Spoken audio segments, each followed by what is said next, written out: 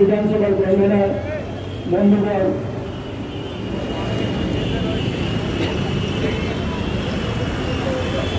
এবং উপস্থিত আছেন আমাদের সকলের প্রিয় সমীরণ সাহা এবং ভারতীয় জনতা পার্টির সকল স্তরের কর্মবৃন্দ। রঞ্জিত আমাদের মধ্যে আছেন। যেটা বলছিলাম যে আজকে এই বরানগরে আজ থেকে প্রায় 6 দিন অর্থাৎ 5 থেকে 10 তারিখ পর্যন্ত আমাদের সমস্ত বরানগরের এই পরিবর্তন সভা হবে। তারপরে আমাদের এই সারা বরানগর জুড়ে বেশ কতগুলো জনসভা হবে। কেননা আমাদের যশস্বী প্রধানমন্ত্রী নরেন্দ্র মোদীজি তিনি আমাদের ব্রিগেডে আসছেন 14 তারিখে।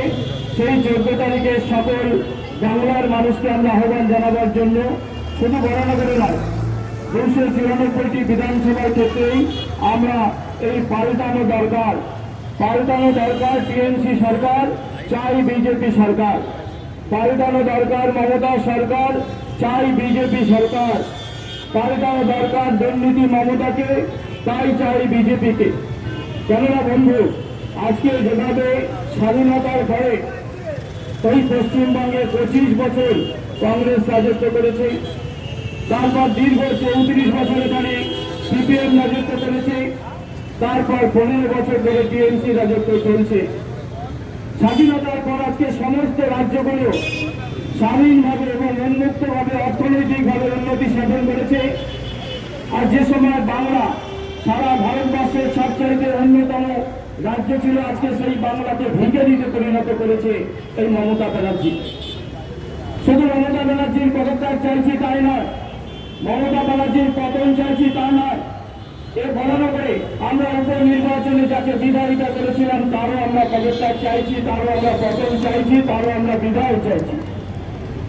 কেননা তিনি নির্বাচনের প্রাক্কালে বলেছিলেন যে আপনারা আমাকে আপনার সুযোগ দিন, আমি বরানগরে জলের ব্যবস্থা করে দেব, আমি বরানগরে নিকাশি ব্যবস্থা করে দেব, আমি বরানগরে যে সমস্ত মানুষেরা পাট্টা পাইনি সে পাট্টাকে পাইয়ে দেব, বরানগর থেকে আমি দুর্নীতি মুক্ত করে দেব, বরানগরের বিটি রোডের এপার ওপারে মানুষ যাতায়াত করতে পারে না তার জন্য পেডেস্ট্রিয়ান ক্রসিং ব্রিজ করে দেবো, যার জন্য মানুষ ওপর থেকে যেতে পারে।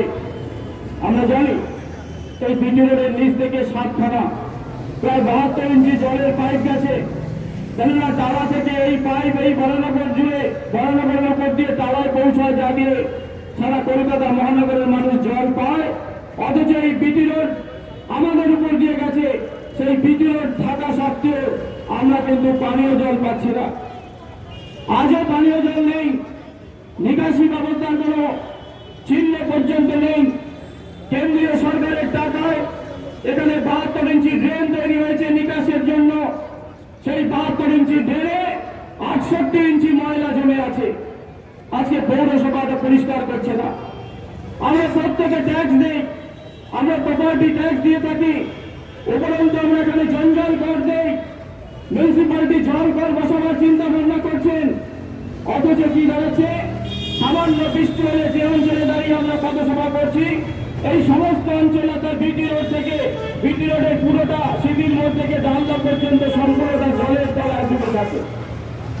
কোথায় দেখেন সে সময় আমাদের বিধায়িকা, তিনি বলেছিলেন, আপনাদেরও মনে আছে আমাদেরও মনে আছে বিধায়িকারও মনে আছে, যে আপনারা আমাদেরকে ভোট দিন, আমার মতন করে আমি বরানগর সাজাবো। কি করে উনি বরানগর সাজালেন? আজকে উনি সামান্য 14 মাসে উনি 9 তলার উপরে থাকছেন, কোটি টাকার সম্পত্তি উনি কিনে নিয়েছেন। আজকে নতুন করে ভোট পাওয়ার জন্য তার ভোটার কার্ড পর্যন্ত বরানগরে নিয়ে এসছেন, কিন্তু এই 14 মাসে বরানগরের জন্য 14 মিনিটের জন্য কিন্তু তিনি বিধানসভায় কোনো কথা বলেননি। আমরা জানি আজকে উনি ভালো নাচতে পারেন, আজকে উনি ভালো গাইতে পারেন, ফুটবল খেলতে পারেন, রাত 1:30 পর্যন্ত ওনাকে ফুটবল মাঠে দেখা যায়, কিন্তু ফুটবল দিয়ে তার বরানগরের মানুষের উন্নতি হবে না। বরানগরের মানুষের কাজ চাই, বরানগরের যুবকদের শিক্ষা চাই, বরানগরের যুবকদের স্বাস্থ্য চাই। বরানগরের বিস্তীর্ণ অঞ্চলে আজকে বাতাসে নিঃশ্বাস নেওয়া যাচ্ছে না। আমরা জানি এই বরানগরের বিটি রোডের ওপারে যে সোনার হাট তৈরি হয়েছে, কিন্তু আজ পর্যন্ত সেই সোনার হাটকে কেন্দ্র করে যেখানে 35,000 কর্মচারী বা 35,000 ছোট ছোট দোকানদার যারা আছেন তাদের জন্য সাইন্টিফিক কিন্তু এখনো পর্যন্ত কোনো কারখানা গড়ে ওঠেনি। তারা রাস্তার উপরে সোনা গলাচ্ছেন, তারা বাড়ির ছাদে সোনা গলাচ্ছেন, আর এই সোনা গলাবার ফলে মালগাড়ি বেরোচ্ছে, সেখান থেকে নাইট্রোজেন ডাইঅক্সাইড বেরোচ্ছে, কার্বন ডাইঅক্সাইড বেরোচ্ছে, কার্বন মনোক্সাইড বেরোচ্ছে। কিন্তু এটা তো হওয়া উচিত নয়। এর ফলে বাতাস বন্ধ হয়ে যাচ্ছে, মানুষ শ্বাস নিতে পারছে না, মানুষের শ্বাসে কষ্ট হচ্ছে। যারা একটু হাই রেঞ্জে থাকেন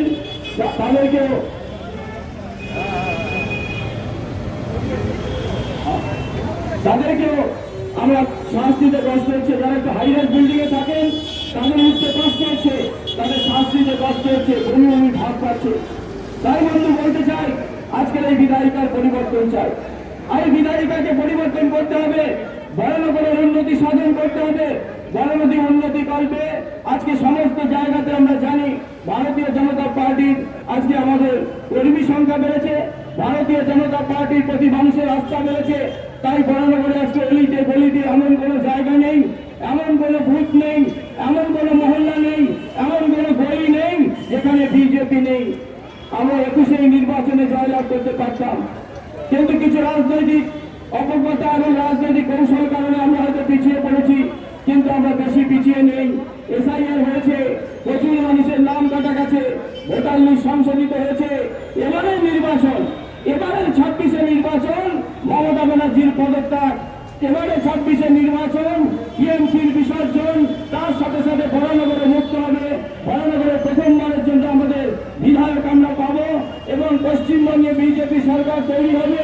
যেভাবে পশ্চিমবঙ্গ মানুষ তাকিয়ে আছে ডবল ইঞ্জিন সরকারের দিকে, সেই ডবল ইঞ্জিন সরকার এবার হতে চলেছে।